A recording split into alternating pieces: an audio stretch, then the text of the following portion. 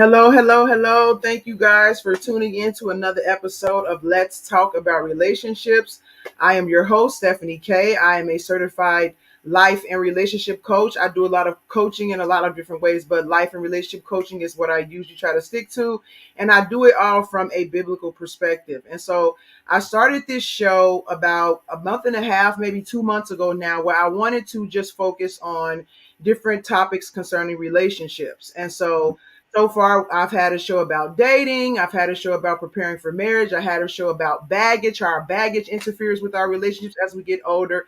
And so today, especially in a continuation from last week, 2 weeks ago, because the show is bi-weekly. Oh, let me say that really quickly. The show airs bi-weekly on Wednesday nights at 7 p.m. And so the 2 weeks ago, I did a show about how to prepare for marriage once you find the right person. And so this week, I'm kind of moving on to marriage issues, which is improving intimacy in relationships. And what I have for that conversation today is marriage coaches Ashley and Nina. And these ladies have a marriage group where they kind of, emphasize these things in their groups and are getting into marriage coaching. And so we're going to talk about that a little bit. But before we get into it, I would like for you guys to introduce yourself. So whoever wants to go first, just tell us a little bit about who you are and whatever else you want to share with us tonight. All right. Well, I'm Ashley Ligon. I am a middle school counselor as well as a therapist in private practice.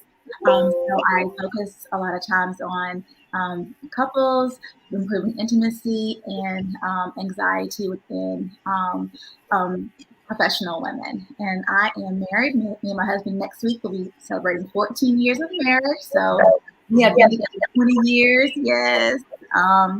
His name is Carlton. We are actually high school sweethearts. So I have known him almost as long as I've been alive. And we have 3 kids. Our oldest is 11, and our middle child is 7, and then our youngest is 20 months. So we have a lot of things going on in our house. We have a lot of different ranges and activities going on, but we do love just to have fun and enjoy just enriching other married couples. Yeah, great. You're running there with me with marriage. Me and my husband will be married for 14 years in November. So yeah. Yes. And Nina? Yes, I'm Nina Scott. Nina. Oh my goodness. I said your name wrong. I'm so sorry about that. Just because I see it's my mind says Nina. So sorry about that. It's okay. Listen, I've gotten used to that. I've gotten it all my life. So I will answer to Nina. There are other worse things to be. Yeah. That's fine. But no, I'm Nina Scott, and I last week celebrated 9 years of marriage. I've been with my husband for almost 14 years. We have 2 children, a 5-year-old and a 4-year-old. So we are active over here as well. I am a stay-at-home mompreneur, is what I like to call myself. I am a life coach and marriage coach who specializes with marriages, increasing intimacy, increasing effective communication, in addition to life coaching Black women in prioritizing themselves amidst the many obligations and roles that they have to carry in life. So that's what we have going on over here. Wow. So I'm really interested to see how you guys are going to approach these topics with some of the other things that you do. Because I would say of course, improving intimacy and just even maintaining intimacy in marriage definitely becomes a problem when kids come into the mix. And so I'm just really interested to see, especially with what you're saying, Nina, about women putting themselves first, and then Ashley does middle school counseling and things like that. So I'm really interested in how these things kind of pour into you guys' topic for tonight. And so, but first, again, let's talk a little bit about your group. You have a Making Marriages Better group. Can you talk a little bit about why you started it and, where the group is now?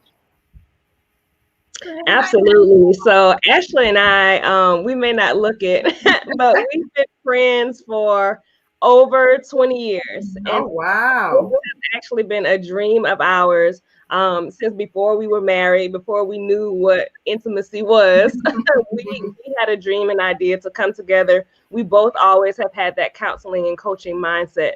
And so we had a dream to come together and create something for marriages, to sustain marriages, to share and let people know that marriages still do exist. It takes work and it takes community, but they do exist. And so 20 years later, God kind of just said, it's time to go.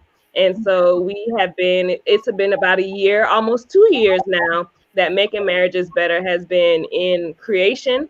And basically, we come together to do live conversations with other marriage coaches, marriage therapists. We have different mingles, what we call, which is intimate dating with other couples, because community is a big part of um, our purpose. We are very big on community, and we feel like you can't go at this marriage journey without a strong and honest community. Yeah, yeah. Wow, very, very true, very true. And now you guys, can you just let people know where they can find your group, since we've already brought it up, where they can find, information about your group on the social media channels your group is on? Yeah, sure. We are on Instagram and Facebook at Making Marriages Better.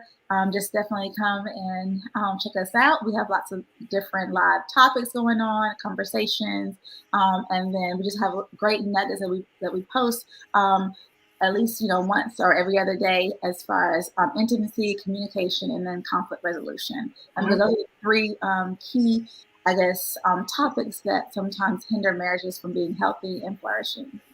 Exactly, exactly. And you guys do this from it's a Christian based group, correct? Yes. Absolutely. We can't do any of this without that spiritual aspect, without that Christian foundation. That definitely is what leads us and guides us in our coaching, in our day-to-day lives, in our friendship, and in our marriages. Yeah, yeah, exactly. And the same for me. It's like I am open to coaching people who are not Christians, but I have to make sure in advance that you're not upset if I bring up God, because I don't know how to help you without bringing up God. So, it's just a par for the course. So and so now for the topic of improving intimacy in marriage. And so I know you guys, you said you have kind of three main points that you address with your Making Marriages Better. What about intimacy? Well, first let's talk about like what intimacy is, because a lot of people have different ideas about what they think intimacy is. And I think for us to go in depth with the conversation that we want to have, it's good to establish our perspective of what intimacy is. So if you guys can share that a little bit. Yeah. So we grew up in the age, Stephanie, where when you say intimacy, what's the first thing you think about? Sex. Sex, absolutely. Yeah. Physical aspect. But we, throughout our marriages and throughout our coaching practices and counseling practices, we have come to the understanding that intimacy is an intentional choice to engage, to show vulnerability, and to show accountability for your thoughts, your past behaviors, and for just different areas that you need to work through, right? And so physical intimacy is a major part of a marriage. We know that. But in order for physical intimacy to be enjoyed to the level that it can be, other aspects of intimacy need to be nurtured as well. And when we say other aspects, we're talking about spiritual intimacy, financial intimacy, emotional and mental intimacy. So all of those come together as a puzzle to create this total intimacy picture. And you have to work at all of them. You have to work at all of them. So I'll let Ashley add whatever she wants to that.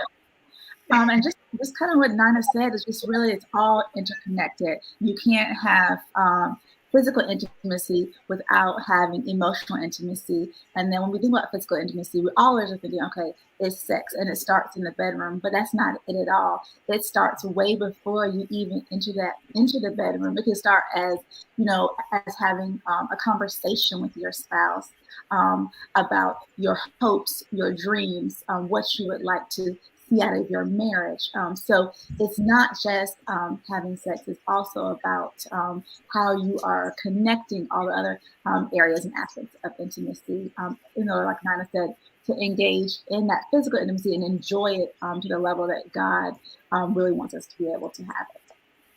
Yeah, that's it's but one thing I want to address what Nina said, which I've never heard financial intimacy before, so I Mm-hmm. want you to explain that.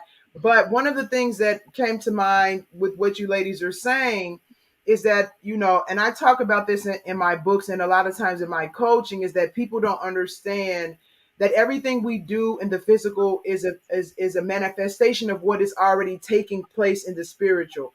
And so, yeah, when we look at, sex through just our natural eyes, that's not really what sex means. If to God, everything has a deeper meaning. Mhm. So the actual coming together of two people is just a physical representation of what God expects us to do in the spirit, and or what marriage is really about in the spirit. And so to do that, you have to have those spiritual things which you guys are saying, the unseen things, the emotion, the mental. And again, I want to know what financial intimacy is, but all of those things are what you're doing on the flip side to now manifest the physical component of that in your relationship. So I do think that's very important. It's very easy for us to, because we're, not only falling beings, but we kind of focus more on our what we can see, touch, feel, and all those things.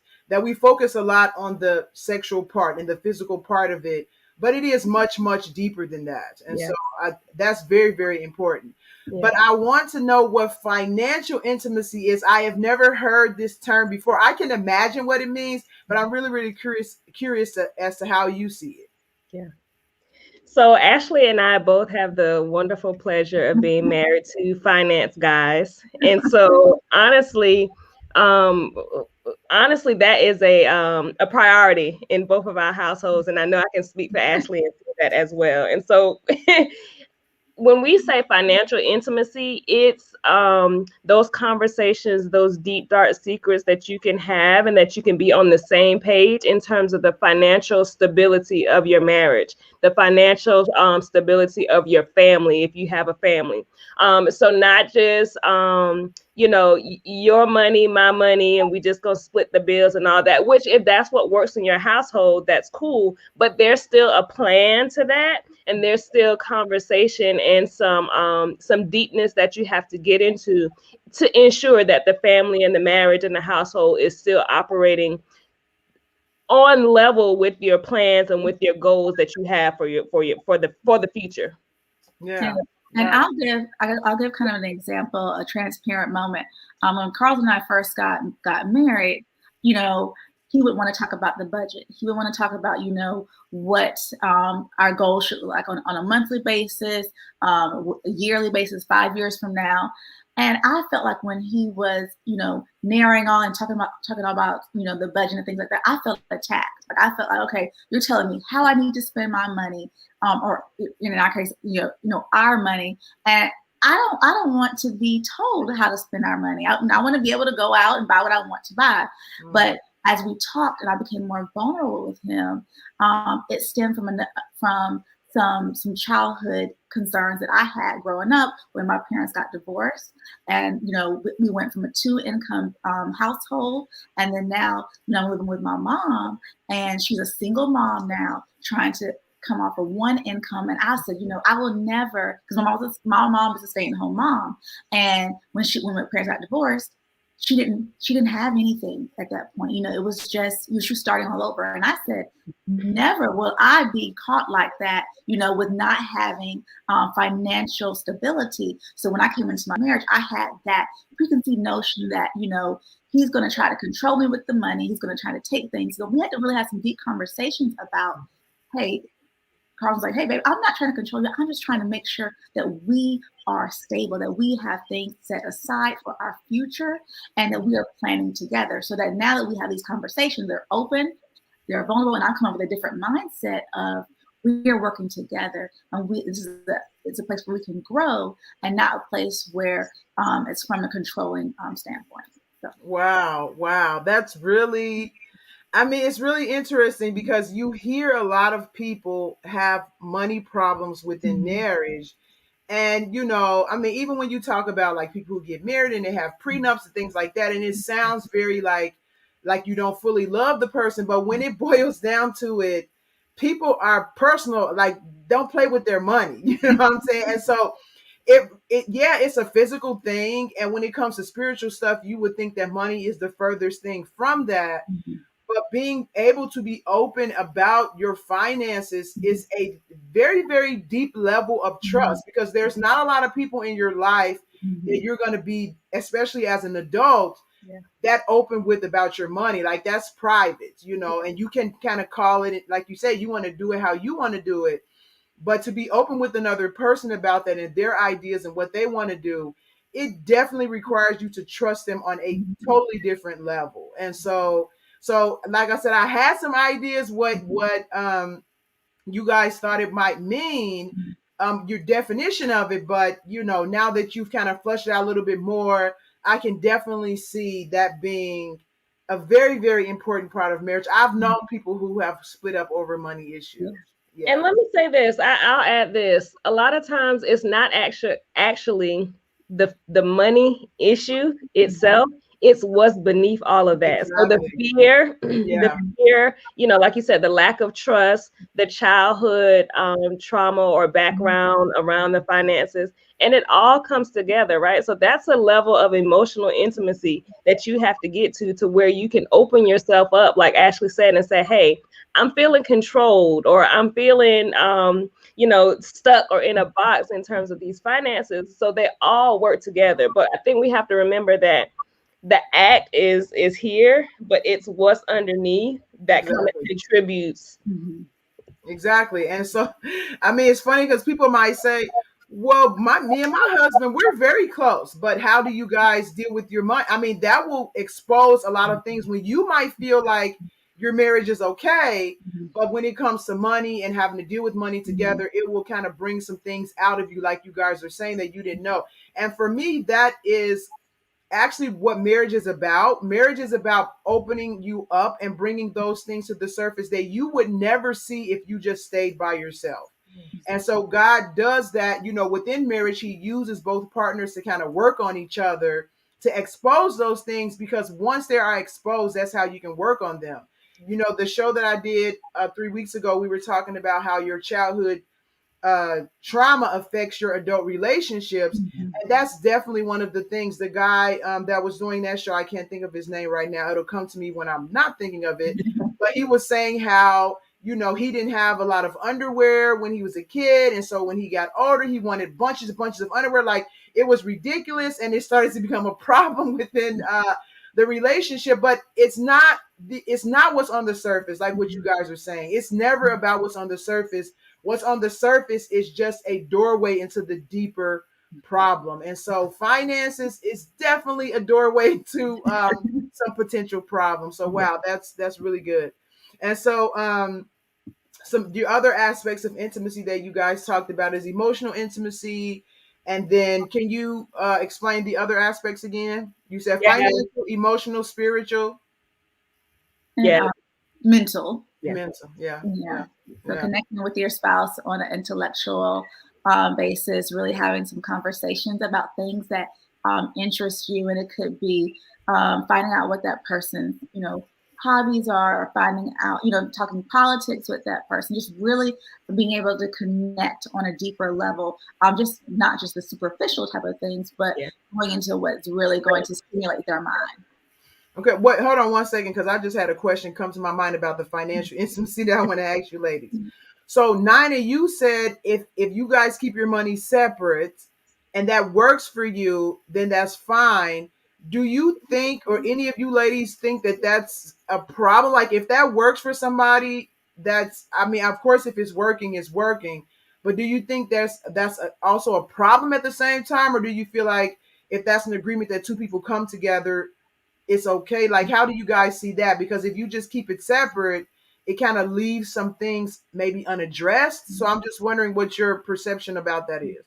Well, I think that, or Nina and I feel like, people you do what works best in your marriage. So they might have some concerns where maybe, one spouse mismanages money, and has, and they can't put everything together because that person doesn't and can't be trusted with the money. So, it definitely depends on a particular marriage. But when we're talking about being separate money, it still needs to be some transparency there. So it's not just, okay, here's my account and here's your account, and I'm not able to see into it. I think it should be fluid where you're able to see what the other person is bringing in. You might have a joint account for bills, and then maybe you have some separate accounts, but it shouldn't be any hidden secrets, because that's where mistrust will start to develop. And you want to make sure you are, when you're having intimacy with your finances, is that you are kind of like an open book. Okay.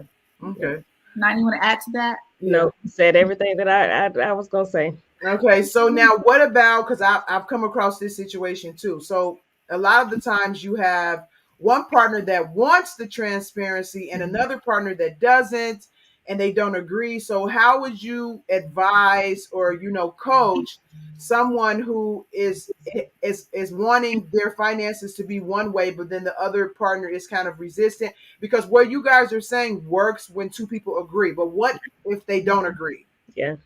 And I think that goes back to what we were saying, the underlining issues. So I think there's a lot of conversation that needs to be had there about, on spouse A's side, why is it important to them that they have a hand or know what's going on with the finances? And then on spouse B's side, what is the hesitancy about you opening up about sharing the finances? So there's some underlevel stuff that's going on both sides. So I think you just have to get to the root of it. And it's not going to happen after one conversation. It's not going to happen, after you open one joint account. So it's going to be some slip up. But I think you have to have some practices and some strategies in place so that, you can bounce back when those things happen.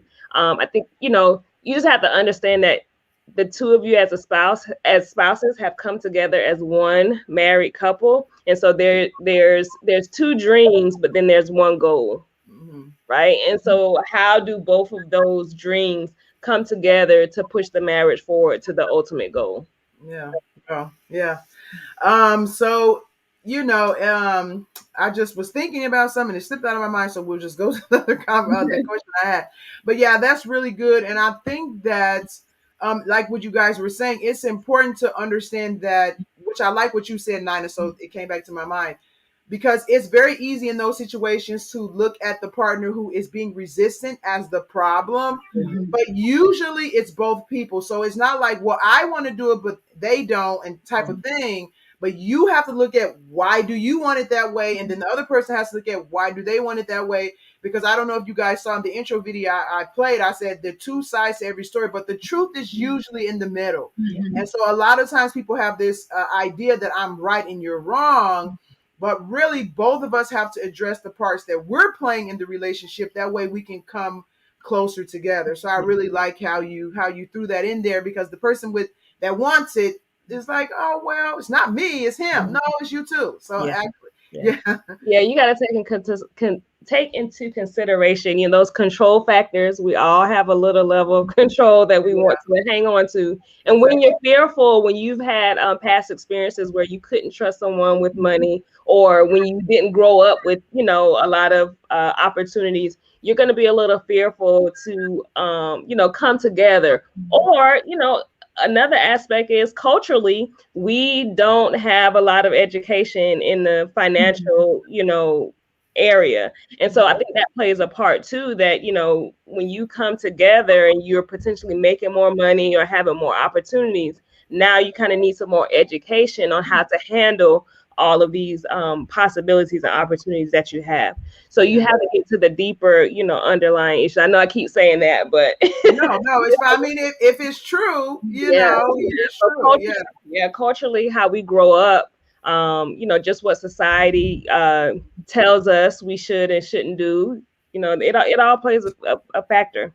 And when you say culturally, you mean as Black people, correct? Absolutely. Okay, yeah. Absolutely.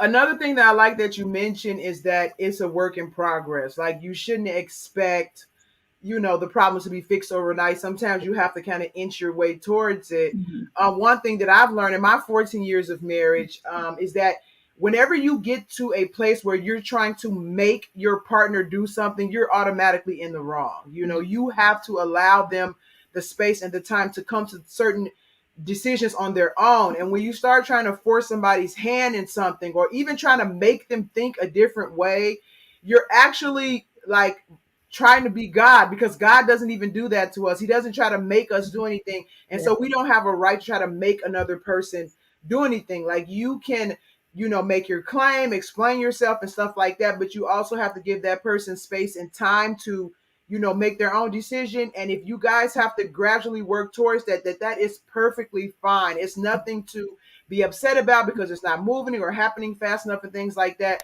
But just to give people space, your spouse space, and then take your time and work slowly towards your goal. Sometimes that's just, some people have it good where they're just on the same page automatically, but in some things we're not, and we have to take our time to work through those things. So yeah. Definitely. Okay, now back to mental intimacy. Yeah. I think another part of the mental aspect that we don't talk about a lot, that's becoming more prevalent in today's world, is just the mental health issues. In our community, again, in the Black community, mental health is not something that has been talked about a lot. It's not something that's encouraged. That's kind of changing a little bit. But in addition to what Ashley said, in terms of, finding out those things that your spouse really likes to do, or participating, alongside with them, it's also really understanding, like, hey, are you okay? When start noticing some changes in your spouse, or you just, the behaviors are a little different, things can just kind of get off, especially like we said, when you transition throughout your marriage with kids, and you may deal with death, or you may deal with job loss or a new job. All of those transitions are gonna shape your mental capacity a little bit. So it's important to continue to just check in with your spouse, and figure out what's going on and what ways you can better assist them. Not tell them what to do, but what ways you can assist them to a better place of just mental health for them. Yeah, and so it sounds like from what you both ladies are saying, as far as mental intimacy, it's about communication. And so I mean, just like with financial problems in marriage, communication is also one of those top problems in marriage when it comes to people kind of drifting apart and things like that. And so it sounds like what you ladies are saying is to just keep that communication open, whether it's talking about politics or finding out, if they're acting weird or if something's going on, but just to make sure that communication stays open. So how do you connect that? Because a lot of times when people talk about mental health, it's looked at like, which is again, like, I guess the stigma in the Black community, mental health is more so associated with like schizophrenia and, things like that. But I don't get the sense that that's what you're talking about. So can you kind of, if any of you ladies want to kind of chime in on exactly what you mean by mental health? But think everyday mental health, not Yeah. like mental health. Yeah. Because if you're working, or if you're staying at home, or whatever you're doing throughout your day, it's taxing on our bodies. So that can be anything from stress management. It can be anything from feeling like you don't have time for yourself. So mental health is a variety of things. But right now, I think, especially in the African American community, it looks a lot like stress. It looks a lot like, I have a lot on me, and how am I able to be able to compartmentalize or cope or work through those challenges of life. So when I'm thinking about mental health, and Nina can say what she feels as well, it's like, how am I able to carry the day-to-day load of what is going on? And as a wife, how do I support my husband to say, it's okay to not be okay today? How can I help you to help you process that, or work through it? It could be something as simple as a wife saying, hey, hon, you haven't had a night out with your friends in a while. I can tell that your work is getting to you. Go ahead and have a night out, or go up to the bonus room and relax. I have the kids today, so as a wife and as husbands, we need to recognize when our spouse is struggling, but then also we have to do a check-in with ourselves and say, you know what? I'm kind of off. I snapped at my husband or I snapped at my wife today. And just being able to acknowledge where you are and how you can work through Yeah. You said bonus room. That's another thing I haven't heard before. And it sounds like a very nice place that you have in your house, but I don't have any bonus rooms. So I would like one though, and I'm gonna look that up and put me and my husband are supposed to be buying a house soon. So I'm gonna make sure I give me that bonus room that. Yeah. in our house. So um so And, yeah, and for those, we don't want people to feel like they have to have a bonus room, No. right? So, yeah.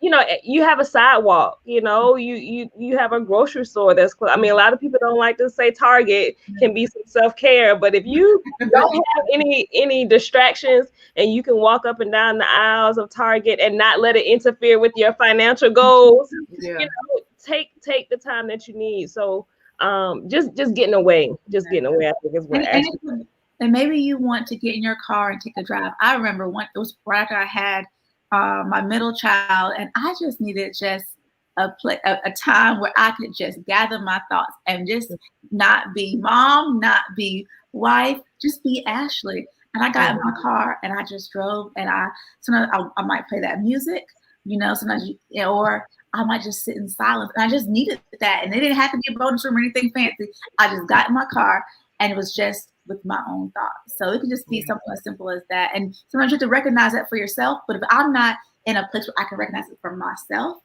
hopefully we have built enough intimacy between me and my spouse where they can recognize it for me and say, hey, you need that time. So, and I think Nina and I, we didn't talk about this, but you need to do some check-ins, whether it was weekly or daily with your spouse. That's one way to really increase intimacy and say, how what kind of spouse have I been to you this week?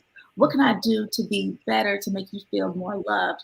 Or, how are you doing? And I don't mean, you saying fine, I'm good. No, really, how are you doing? What are some things that have been bothering you? Or what are some things that you feel like you are doing really well and that you're proud of? So I would just say checking in with your spouse gives you a chance just to really increase that intimacy and let the person know that your spouse know that I'm into you and I care about what you're going through. Exactly. Wow. Wow.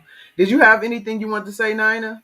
No, just Ashley brought up our favorite strategy, making marriages better. Our favorite strategy, and that is the check-ins. Like we literally it's like having the meeting to have the meeting, right? So we have the financial goals meeting. Like where are we, on our goals? Are we on target? We have the weekly check-ins in terms of what's on your calendar this week, because those things play a part in your intimacy. If you're stressed out, you have this meeting, that meeting, the kids have this game and this practice, and you're not communicating with that to each other, you're going to get frustrated that this spouse isn't putting their hands where they should, or you're at the school when you need to be picking them up from the doctor. So if you're not communicating those things on a consistent basis, you're gonna open yourself up to some pitfalls and some frustrations that you could have eliminated. So we love check-ins at Making Marriages Better.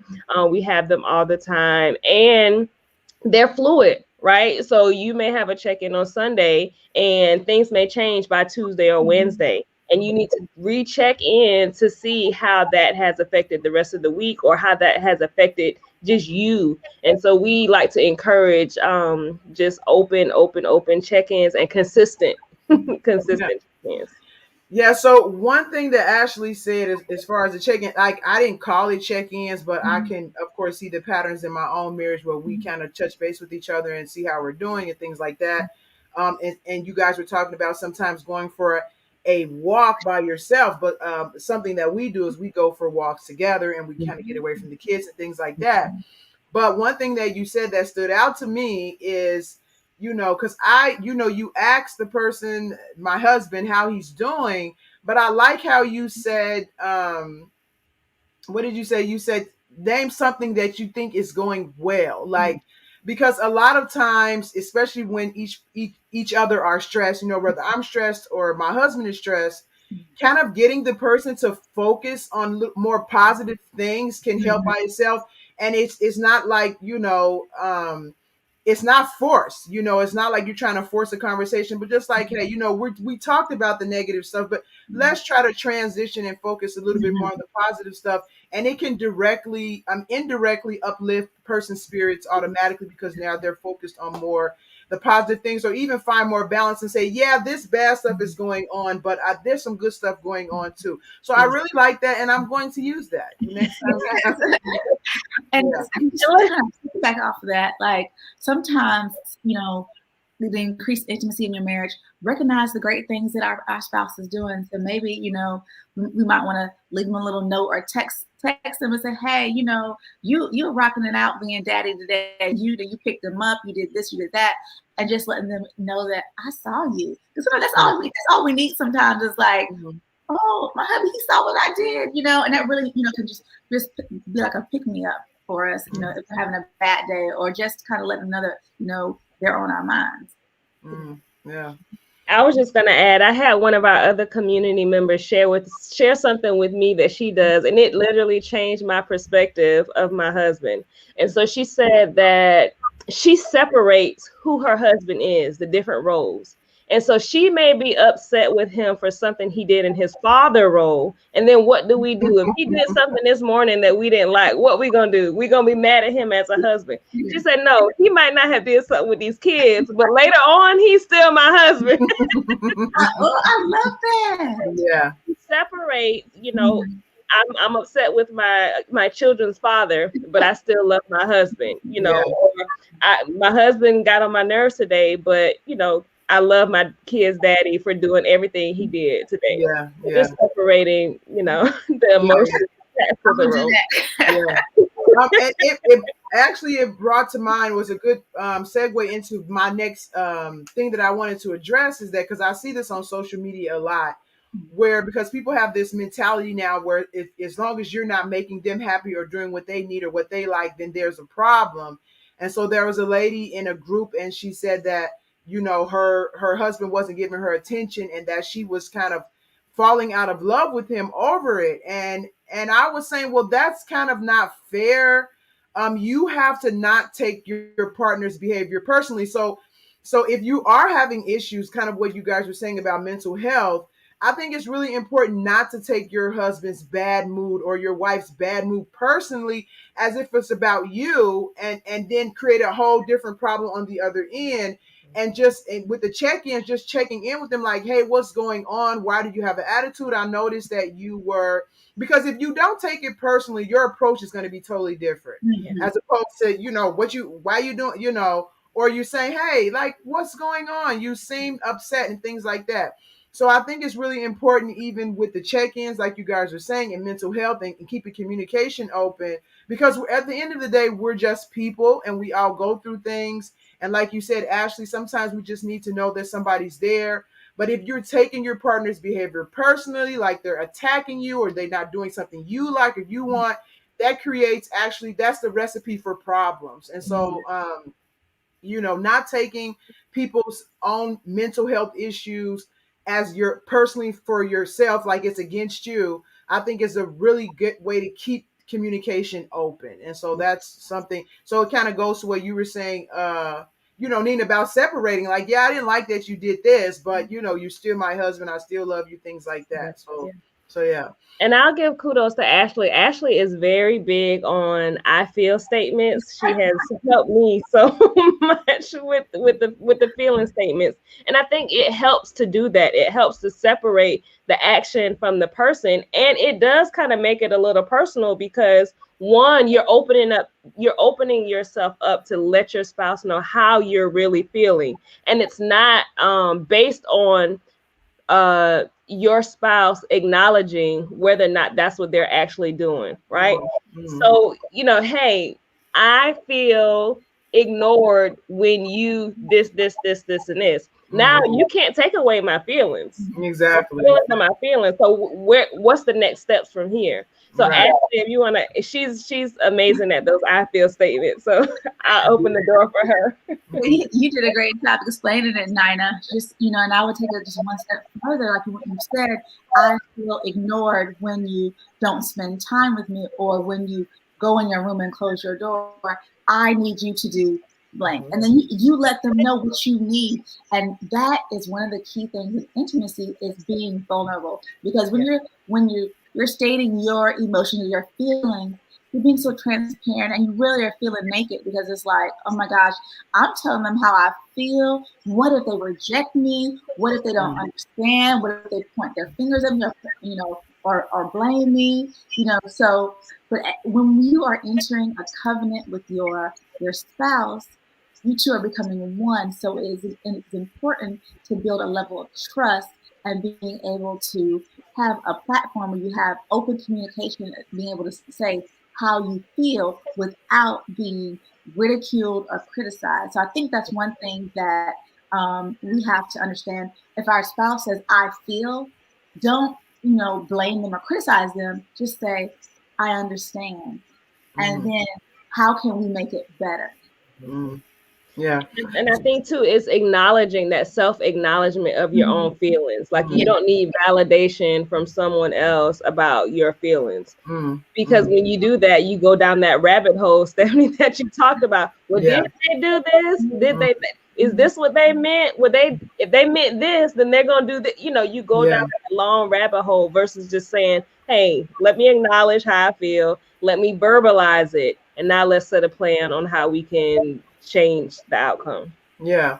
And so what would you ladies suggest to women who, and even men, because I don't want to just make it seem like it's about women, people who do not have that ability to be, I don't want to say the ability to be vulnerable because we all have the ability to be vulnerable, but what if they don't feel like their vulnerability is kind of respected, like what you said? What if they do feel like, well, if I'm vulnerable, he's going to reject me, or if I'm vulnerable, he's not going to care. So how do you deal with, and I keep saying he because we're all women here, but I want to emphasize that I know this does not just happen to women. I've seen it in the same end with men. So, but what would you suggest to people who do not have the freedom to be vulnerable in their marriages and have it respected and honored and things like that? I would say you start with that self-work. That's where it starts. Because in those situations, and I can be honest and speak from experience, that's when you're looking to your spouse to fulfill certain emotions within you that's not their responsibility. Oh yes. So when you do that self-work and when you aren't looking to them to validate your feelings and validate your experiences, then you kind of gain that self-confidence that you can speak up, and you can say what you need to say and express how you're feeling. And it's not even about them changing or them, it's you making the change within you. Because like we said earlier, you can't make anyone else do anything and you can't change anyone. All you can do is change your response. All you can do is change how you express your feelings and your emotions. And then, if you do it in the right way, they'll if they are willing and they are there for the marriage, they'll adjust. Yeah. It's that self-work. That's where it begins for me. Yeah. And I also think you can start small. So maybe you don't feel like you're able to open up and be vulnerable about something that is, big, about feeling like ignored or rejected. Maybe you start small about, what you being vulnerable about something, very minute.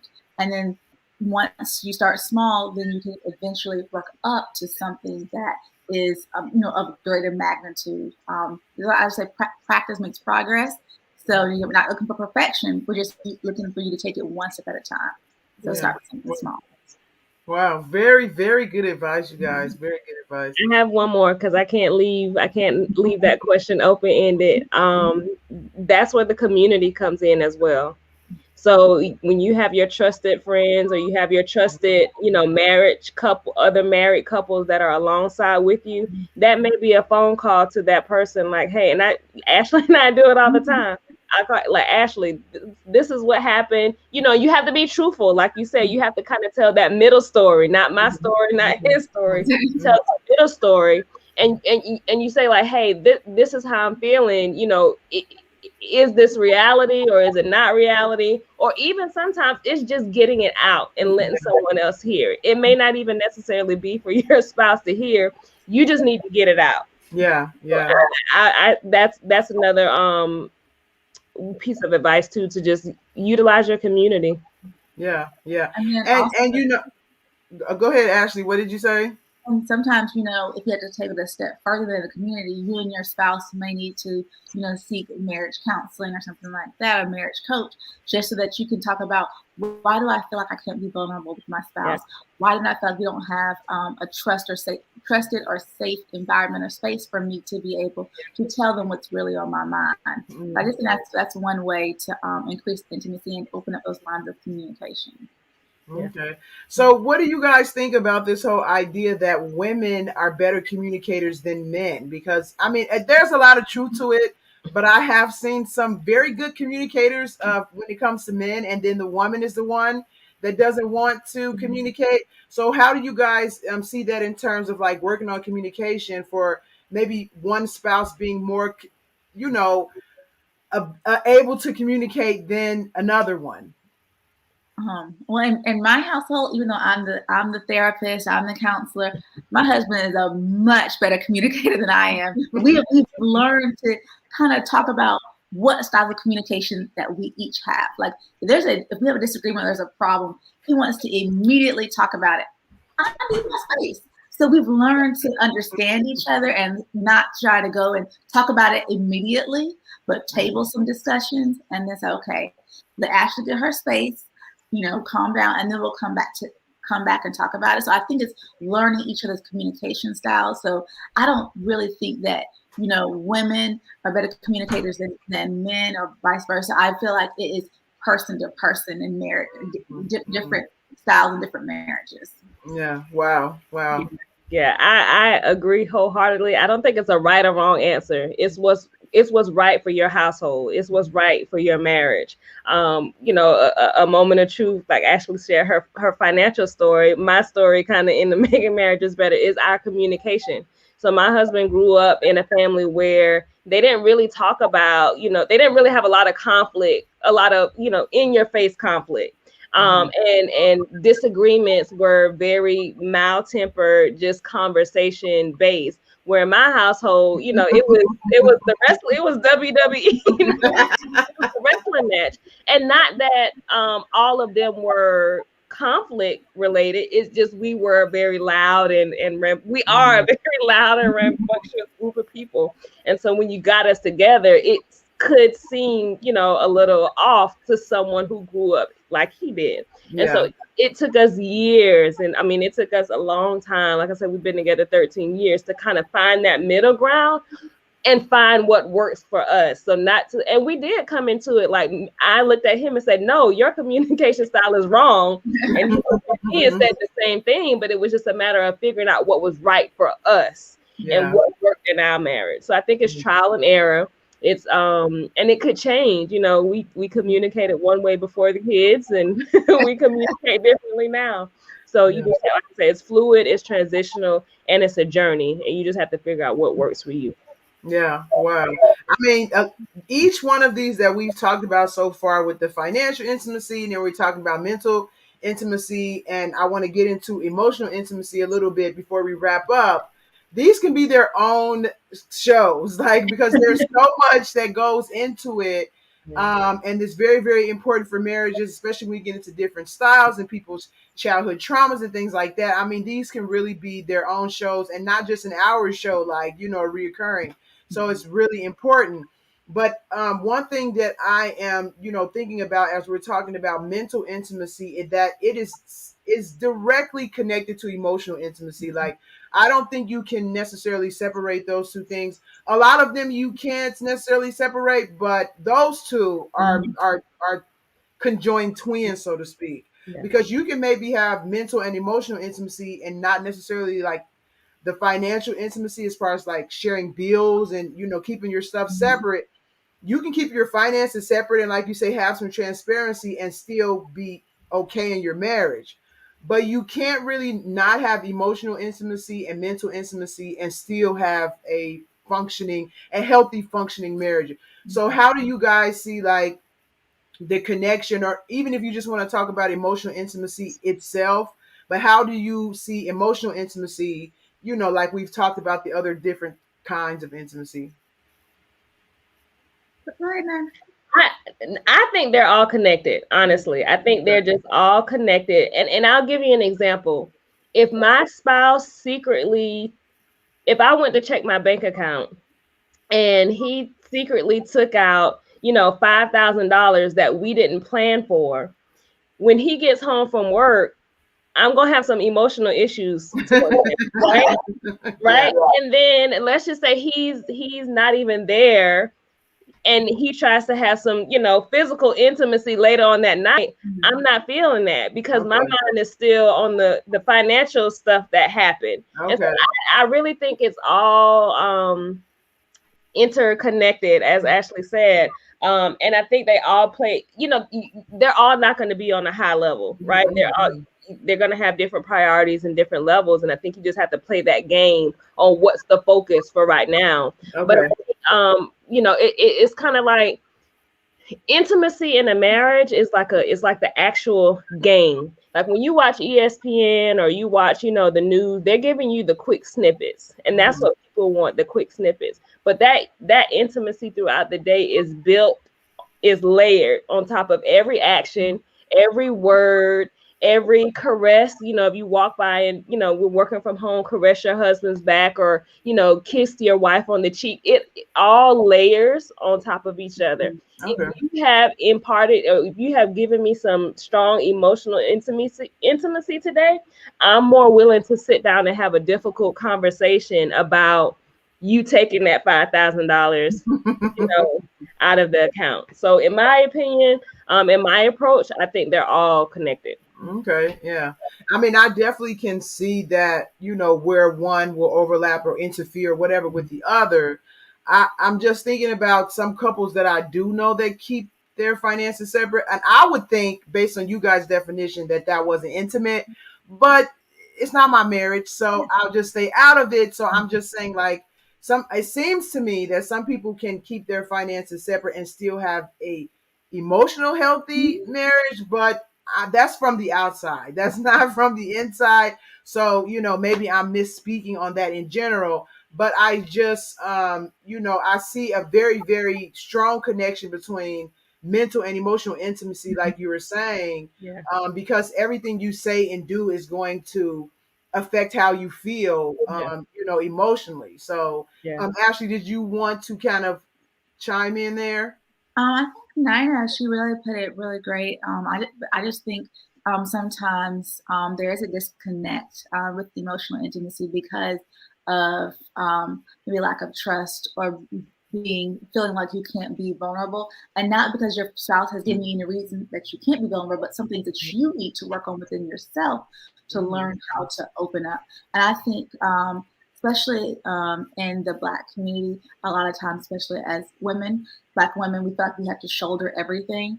And sometimes it takes a long time for us to learn how to be vulnerable with our spouse and let them to a place where we feel emotionally naked. And I say emotionally naked means like you are bearing it all. Mm. And a lot of times it's difficult because what we have seen our mothers do, our aunts, or our grandmothers do. So I think it takes a lot of practice to be able to open up to your spouse at that level. But once you start opening up, you're going to see a lot of the other areas of intimacy thrive because you are letting them into a place where no one else gets to see you.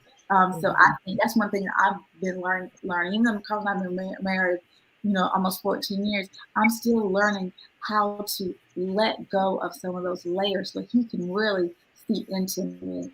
So that when we are having that physical intimacy, it is going to be such raw emotional passion in there because we have laid it all out, so to speak. Yeah, yeah. So, do you guys think that, just for the sake of kind of clarification or helping people to understand that are watching or will watch this later, do you think there's any distinction between mental and emotional intimacy, or do you think they're one and the same? And if there is a distinction, because we talked about communication being the key to mental intimacy, so how would you, like, if you can separate it, how would you separate that when it comes to emotional intimacy? Yeah, I definitely separated. When it comes to the mental intimacy, I think it goes back to some of the conversations we had earlier when you're talking about depression and you're aware of your anxiety and stress levels, and you're aware of, just how things that are going on around you are affecting those different levels. And then for me, when you're talking about emotions, it's really those deep feelings. It's really those, that loneliness, or that extreme excitement or passion, or the touchy feely love things that come along with marriage. So they are really close. They're kind of like identical twins, right? So they have their separate personalities, but they have the DNA is very similar to them. So I would separate them, but like we said, they're very close. Close Yeah. to Yeah, it sounds to me like if you can separate them, to what degree? Mental intimacy is feeling comfortable to communicate, and it seems emotional intimacy would being comfortable to feel things, like just being open, like whether you're happy or sad or whatever, you feel comfortable to within your marriage to feel however you feel and not necessarily have to worry about it. That's kind of I'm seeing it in my head a little bit. Yeah. I like the way you broke that down, Stephanie. That was really good. I love that analogy. Yeah. Yeah. And so, okay, so we have a financial intimacy, mental intimacy, emotional intimacy, and spiritual intimacy. And so, what do you got? What do you ladies say about spiritual intimacy? Yeah, I think it is developing that higher being, developing that relationship with that, higher calling that you relate to. I relate to God, so that's what I'm going to. My husband relates to God. That's what, we practice Christianity in my household. So whatever that relationship or whoever that being or spiritual power is, acknowledging that role in your life and your marriage, and cultivating and nurturing that together. Okay. You're going to have your individuality relationship with that, but then understanding that my belief is marriage is a covenant, so there is a togetherness when you're talking about that relationship. So in terms of spiritual intimacy, that's what that is: nurturing the individual and the togetherness of that relationship. About And wow. I think one thing that my husband and I have done to really cultivate and nourish on the spiritual intimacy is like doing like devotionals together, so that we're reading it together, we're commenting on it. And a lot of times we do devotionals specifically for marriage, whether it's learning how to be a better husband or be a better wife, or being able to work better together now that we have kids. So I think that is one way that we have been able to bring God into our marriage and making sure that He is in the center. And we're learning just to work together and see what God has to say about marriage and how we can go about it His way on day to day. Yeah. So I mean, if from what you ladies are saying about spiritual intimacy, it seems to incorporate all the other ones. Like, because within spiritual intimacy, you're going to have to be vulnerable mentally. You're going to have to be vulnerable emotionally. You're going to have to be vulnerable even financially, because some of the things that you want to do spiritually to create the intimacy requires sometimes finances. Like you said about devotionals, you have to buy them and say, okay, who's going to buy this, or whatever. Right. It's some people go to marriage conferences and things like that, and so it kind of incorporates a lot of the other things, which is really, really interesting, because I mean, I wouldn't say that I haven't heard of that term. I have, but I've never like really researched it very much, and a lot of people do it without it necessarily having that title to it, but it definitely incorporates all the other ones. And so it's like, if you can, so would you ladies say spiritual intimacy should be first, and that it filters into all the other ones, or that if you can work on the other ones, it will help you to get to spiritual intimacy? Um, I think Nina had hit on it earlier. It's like they're all so interconnected, and there's going to be different levels to it. So I think daily you're working on every one of them, whether it is we're acknowledging where we are mentally and how we can increase that in our marriage. And then we might be talking about, spirituality and going to church and how, are we tithing together? Are we talking about with my husband leading the family the way that, our devotional talks about? So I think, and then, when you're talking about all that things, then you're increasing the emotional intimacy. And because you're starting to feel all connected, you're talking about spiritual and emotional and financial, then now, okay, this physical intimacy is out of this world because we have connected on so many different levels. So I would say they're all interconnected and there's levels to it and layers to it each and every day. Yeah, that's really interesting. So it goes back to what you ladies were talking about initially, that when you're working on this mental intimacy, emotional intimacy, financial intimacy, mental intimacy, if I missed that one, or emotional, this is how you get to the physical part. So it's not necessarily like we're just I mean, okay, let me ask you this. So how would you define physical intimacy as incorporating all of these, or does physical intimacy have now a component of its own? You know what I'm saying? Because I know all of this stuff works up to having more connection and improves physical intimacy, but would you categorize it in its own category like we just did the other ones? Oh, definitely.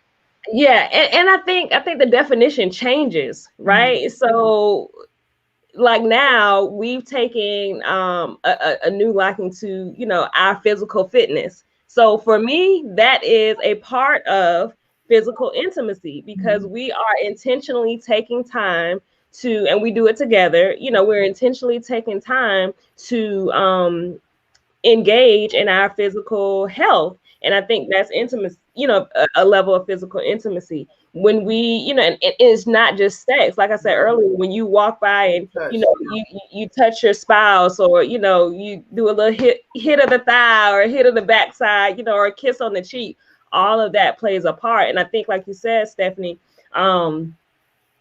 it all just kind of comes together, and I think the strategies that you use kind of can be used in all of the different levels. And so I think our biggest goal is just trying to get the concept away from, when you say intimacy, it's not just sex. Right, exactly. It's so much deeper to that, than just sex. Yeah. And wow, this is I mean, I feel like anybody watching this is getting a very thorough understanding of the different components that play into intimacy itself, including physical intimacy, because you're right, it's touch. It can even be a look, that you give your spouse and things like that. And so all of those things kind of work together to improve just the overall closeness and connectedness of the marriage and relationship. So it's really, really important. One thing that I wanted to kind of touch on before we jumped off here, because we're a little bit over the time, but I feel like it's only fair to address this because I talked about it in the beginning, is with kids. Like, okay, because now when kids, it's very easy to kind of focus on these things when it's just you and your partner, but when kids come into the mix, because these things do take work. Like, they're not easy. Sometimes you're not going to be in the mood. Sometimes your partner might have an attitude and you have an attitude too. So you don't really care about your attitude because I'm already I'm already having a bad day. And so it really takes work to kind of push past your own feelings and your own thoughts, and, to put some work in, to put some time in, to put some money in, to make sure this intimacy is kind of flourishing and being nurtured in the relationship. So it's already difficult without kids. But when kids come in, so I feel like it's only fair to kind of add that component to the conversation. Like, how do you do these things when it comes to kids, or how do you keep them in the forefront of the relationship when you have small kids? And just so you ladies know, I have 5 kids.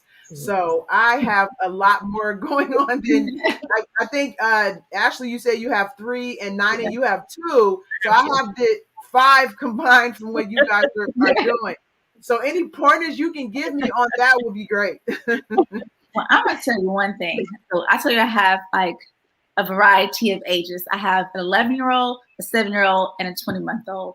So they all need different things. And my oldest daughter loves her one-on-one time with us. So she's going to bed later than the rest of the kids. So when it's like 10:30, she's wanting to come downstairs, and we have to say, okay, we got to cut you off. You let me get 2 days a week where you're coming downstairs, or 3 days, but those other 4 days is mommy and daddy time. So you have to carve it out and make sure you're intentional about it.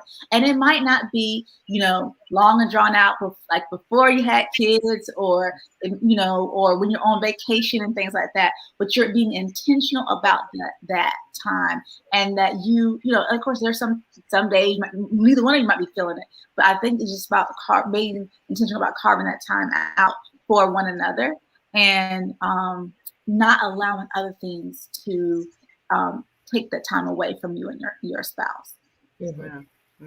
Yeah, I'll just piggyback. I think a lot of times in marriages, people put their children first. Mm-hmm. And when you're talking about intimacy and the longevity of your marriage, that's not my approach. My children know that we love them dearly, but at some point they're going to leave the house, and my husband and I are going to be left with each other. So we're very, like Ashley said, very focused and very intentional on spending that time and developing those ways, and sometimes incorporating them in some of the things that we do so that they can grow up, to have a different understanding of what intimacy is, that they can have a different understanding of what communication and being emotionally stable, on their own, what that looks like, what it looks like to have a disagreement, and what it looks like to have, a conversation about your feelings. So we do include them, on some things, but in other areas we don't, because it's just not for them. It's just not for them. So you just focused. Yeah. It's also about being a role model, for your kids, so that they can be able to see what intimacy looks like in marriage. So, my son was like, "Oh, our anniversary is coming up," and me and my husband went away this past weekend, and my son was like, "Oh, it's our anniversary. Where are we going?" Honey, it's my, yes, it's not anniversary, but it's mommy and daddy's time. So I think it's about showing them what a healthy relationship or what a healthy marriage looks like, so that when they, become husbands or wives, they'll be able to incorporate that kind of stuff, be able to know, okay, daddy took mommy on a date, so I'm going to start doing that when I get married. Or, mommy and daddy went away for a weekend. It's okay to leave your kids. They're going to be fine. And, trusted, family member, or trusted friend. Let me all swap, one weekend you keep all the kids, and next weekend the other couple keeps all the kids. Yeah. So, you're making a community, like Nina and I said, for your marriage, and so that you're putting intimacy as a priority. Yeah. Wow, this is very, very good. And I mean, I feel like we can go on. Of course, we can, but we're a little bit over time, and so I want to wrap this up. I kind of feel like I rushed maybe the tail end of the conversation. We didn't go in depth with the last of the few points as we did with the first one, just because for time. But I mean, I am definitely interested in having you ladies back. I think this is really, really good for even men watching, women watching. Like, these are things that are true for every marriage. There's no marriage that these things are not a factor in, and they don't need to be nurtured and worked on. And we can, of course, go much deeper, especially when you're talking about kids being involved, because not only can they interfere with the time that you guys spend together, and stress you out, and things like that. Sure. But modeling for them what it looks like, and also helping them to be comfortable with intimacy themselves, because when you do those very same things with your kids, like talking to them, allowing them to be emotionally vulnerable and things like that, it prepares them for marriage when they get older, because now it's not such a hurdle for them to be emotionally vulnerable or financially vulnerable, and things like that, because you've already kind of started working on those things with them as children. And so again, that's a totally different conversation. And my age ranges are much kind of wider than you guys. I have a 21-year-old, a 17-year-old, a 13-year-old, a 10-year-old, and a 5-year-old. So I'm like spread very thin, and I've learned a lot of things when it comes to marriage and kids. that I think deserves its own show. So We invite you over to our show, Stephanie, and oh, we absolutely, continue the absolutely. conversation there. Yeah, absolutely. Because I'm busy a lot. This is not my only podcast, and I have my books and things like that. And so, and I'm of course a life coach. I have 5 kids. You know, I have a lot of stuff going on, and so a lot of times I don't get as much time as I would like to kind of venture into all of my guests, platforms and things like that. But this is definitely something that I really want to check out a little bit more deeply. You guys are really giving some exceptional advice and insight, and I'm really interested to see how it works in like that community environment that where you're talking about, because when you have a lot of people sharing about things like this, it's just that much more enriching to everybody. And so I definitely will be making an appearance and kind of checking you guys out a little bit more, you ladies out a little bit more. But I do thank you for having on, and so thank you for having you on. And if you guys want to let everyone know where they can find you once again, and kind of anything you have, new programs or anything like that you have coming up, just to let people know where they can find you. Yeah. Yeah, thank you, Stephanie, for having us on. Thank you for the invitation. I know it took a lot of planning and rescheduling, but hey, we're all busy. We're 3 boss women, boss moms, boss wives. Yeah. But we finally got it together. So thank you for this opportunity to come and be a part of your platform. Ashley and I, with Making Marriages Better, are gearing up for some good stuff. We are in the process of doing a relaunch where we will be bringing out some coaching services. We'll be bringing some more mingles, some more live conversations, and some more enriching sessions for our community. But in the meantime, as she said earlier, you can find us on Facebook, social media, Facebook, Instagram, and YouTube at Making Marriages Better. And if you want some direct services, or you want to contact us directly, feel free to do that at support@makingmarriagesbetter.com. Wow, great, great, great. All right, you ladies, thank you so much for your time. I am definitely going to be in contact with you both. And hopefully, if we can do another show later down the line, or if you guys want me to come to your platform and just join in there, I'm totally open for that. But other than that, you ladies have a good night. You guys make sure you like and share this to anybody you think will benefit from this conversation. And besides that, I think that's it. Yeah. So have a good night. Bye. Have a good one. Bye-bye. Thanks.